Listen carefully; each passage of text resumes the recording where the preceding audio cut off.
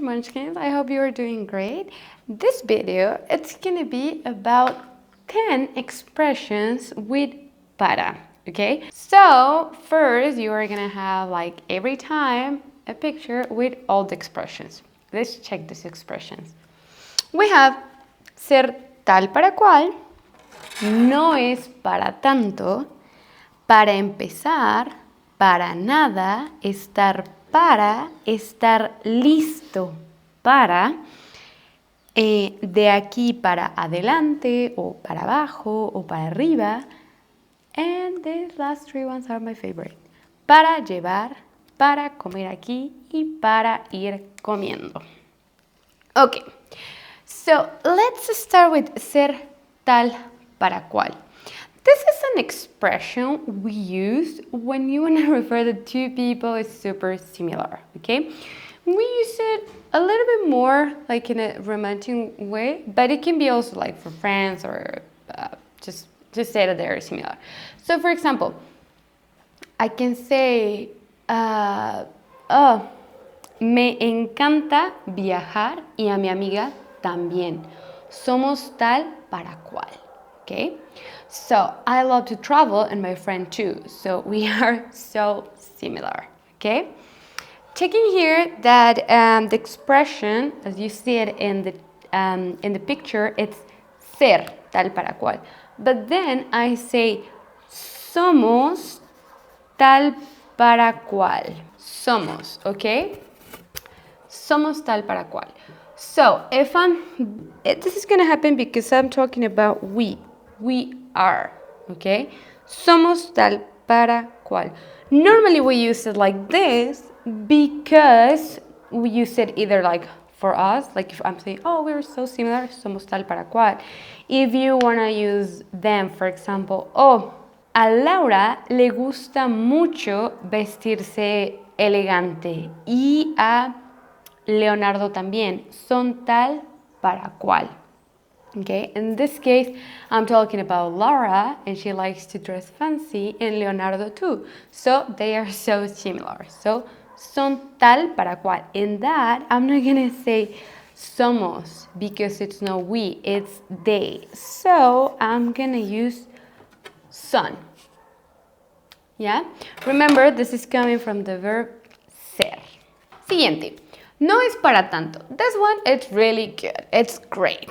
And this means it's not that big of a deal, okay? So, I think I used to use this one a lot when I was a kid. So, for example, either I did something to my sister or my sister did something to me. Let's say that I had my favorite chocolate cake in the fridge waiting for me, okay? And she ate it. And then she say, oh, it's not that big of a deal. I will probably like start a fight with her, I'm sure. And then in Spanish, you can say, well, she will be saying, ah, no es para tanto. You know?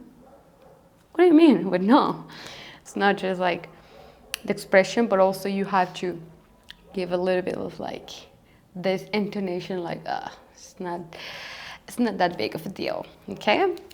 No es para tanto. It's a really good one. You are gonna hear that one a little bit more often than the first one. Siguiente, para empezar. And this is gonna mean to start. So when you wanna kind of like enumerate things, for example, I tell my boyfriend, oh, you know what? Actually, we have to clean the house. So to start, we have to wash the dishes, okay? So para empezar, okay? So the dialogue will be, tenemos que limpiar la casa. We have to clean the house. Para empezar, vamos a lavar los trastes. O para empezar, tenemos que lavar los trastes. ¿Sí? Siguiente. Para nada. This one is also a really good one. Para nada. So this can mean either like no way or not at all. And it's a way to say no. But it's something that is like totally no, okay? So for example, so sometimes it can be a little sarcastic. Let's go back to the example when like, let's say that my sister ate my chocolate cake and I can arrive and she can say, no, para nada. No, no, no. Okay? No para nada means like not at all. Not at all. Okay, I didn't touch it. But if she say no para nada and she starts laughing, I'm gonna know that that's a lie. She's lying, okay? But normally we actually use it like just to say no. You have some friends and it's like a group of friends and someone asks you, oh, do you like Pepe or do you have feelings for Pepe? And you can say, no, para nada. No, solo amigos, okay? No, no at all, just friends. Yeah, so when you want to say no, but it's like really no. No para nada. Siguiente, estar para. This one is interesting because in English you don't use it. You don't have this expression or way to express. So for example, let's say that today is super hot. Like, oh my God, super hot. And you feel like you say, el día está para tomar margaritas en la playa. So you can say, oh my God, it's too hot. So it would be good to be on the beach drinking margaritas on the beach. Oh, I say on the beach again. Oh, well, just to be sure that on the beach. Okay? It doesn't mean that you are gonna do it. Okay? It's not. It's just like a situation. It's like the day is too hot that you could be doing that. Okay? Or the opposite.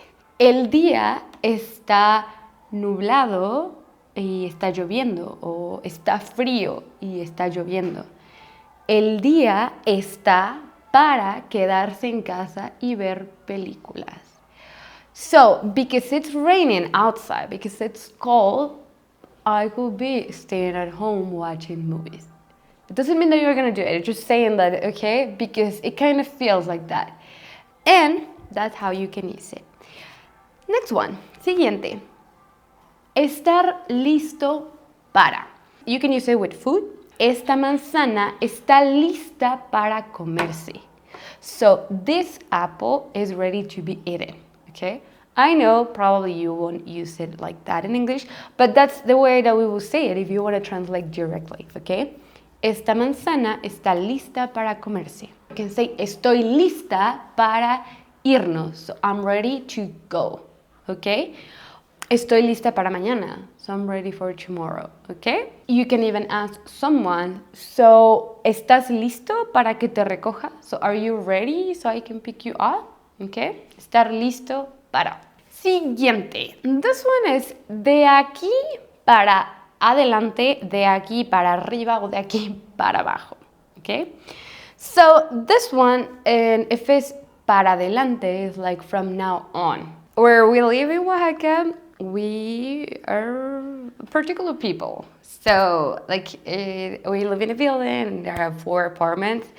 But we are the type of person that just trust everyone and we have the gate always open, always. And it doesn't really mean that, like, something is gonna happen, but, like, so a landlord texts us and say, like, okay, so de aquí para adelante vamos a tener la puerta siempre cerrada, okay? So from now on, we're gonna close the gate because, like, it's not just a little dollar. Like, we actually open like all our gate and it's the parking, so you can kind of see everything from there. So I do understand why. So you can say that, okay? From now on, de aquí para adelante, yeah? But you can also say from de aquí para abajo, from here down. And let's say that in here I have a list of guests and I'm making my birthday party, okay?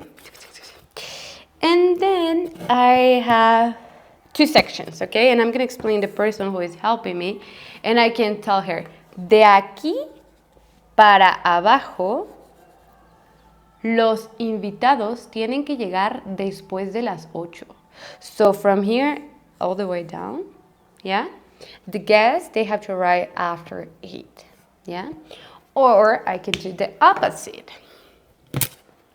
De aquí para arriba, los invitados llegan antes de las 8.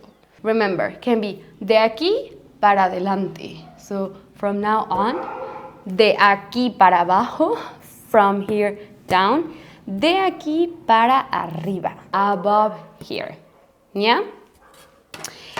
Okay, and we arrive part that I was waiting for. These last three, I love them so much because they're really confusing for a lot of people. Okay, so but for this, I'm gonna have to bring a little bit more stuff. So wait a minute.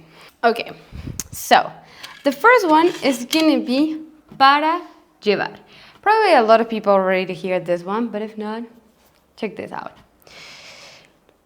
Let's pretend that I'm in a restaurant, okay? And I'm eating this amazing dessert.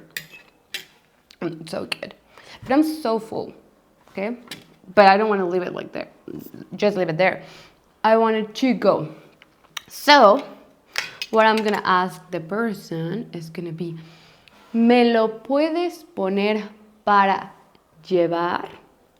So this will mean, can you pack it to go? Okay, can you give me a doggy bag? All of that. Para llevar, okay? So, we're saying that I sit in a restaurant, I was eating, and then I wanted to go. Para llevar. Me lo puedes poner para llevar, okay? And you can use that entire phrase, yeah? Okay, that's one example. The other ones I wanted to explain it during the representation, but it's with food and I don't have anything in my fridge, so I'm just gonna explain it the best I can, okay? So that's when you went to a restaurant. But what about when you arrive in a place, for example, I don't know if you know what's elotes or esquites, and if not, you really have to know what is that. So elote, it's corn, and in Mexico, they're super famous. You can buy them every single corner. But you normally cannot eat it there, okay? Why? Because it's just a food truck that just sells food and don't even have a chair. You just make a line, you get what you want, and that's all, okay? So, they can ask you two things. Para llevar, o, my favorite one that everyone gets confused, para ir comiendo. Okay? And you're gonna be like, what? Well, thinking on the other example that I gave you about para llevar, that means to go, okay? To go. So, if this is my esquite, they are gonna pack it in a beautiful box or whatever they have, and they're gonna give it to me probably in a bag and to go. The other one means that you're gonna receive it, but it's not to, you're not gonna eat it at your house. You can eat it at that time, okay? And it's para ir comiendo because you cannot stay there and eat it. I mean, like, you can do it, but they don't have a place. So normally what we do is like you get esquites and then you walk, okay? So it's kind of like you get ice cream and then you walk. That is what it means, okay? Para ir comiendo. I love this one so much. So that's what they can ask you. Para llevar, para ir comiendo. Of course, if you go to a restaurant, they never are gonna ask you if you want it para ir comiendo. Never, never, never. This just applies for food trucks, okay? And also depends what you are ordering. So, para llevar, para ir comiendo. And the other one is para comer aquí. Same. The only one that you can use in a restaurant, and normally it's gonna be like, well, you can order since the beginning to go para llevar, or when you are done, like full, and you wanna order to go, that also applies. But they're not gonna ask you para comer aquí. And that means like if you wanna take a seat and eat here, because it's a restaurant, of course you are going because of that. But in Mexico, we have so many places. Some of them are just food trucks that you cannot eat there because they don't have chairs. And some of them, maybe they're in the park and you can eat there, like some burgers that we go and eat kind of like sometimes on the weekends. And they can ask you these three questions. Para llevar, para comer aquí, para ir comiendo. Those three they can ask you. Because they don't have chairs at all, but because they're in the park, we can sit on a bench and eat there.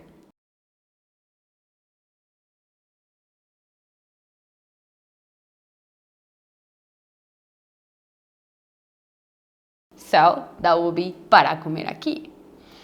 Para llevar means that they're just gonna pack it, okay? They're gonna pack everything and you go. You can even take home, whatever. Para ir comiendo means you're not gonna stay there to eat, but you want to eat. Like you don't want it to go like all the way to your home. You just wanna like start eating at the same time you either walk in the park or go somewhere else. Okay? So, those are the 10 expressions we learned today with para. I hope they were helpful and you like it and you enjoyed this video. Okay, so again, you can book your lesson if you want in my website.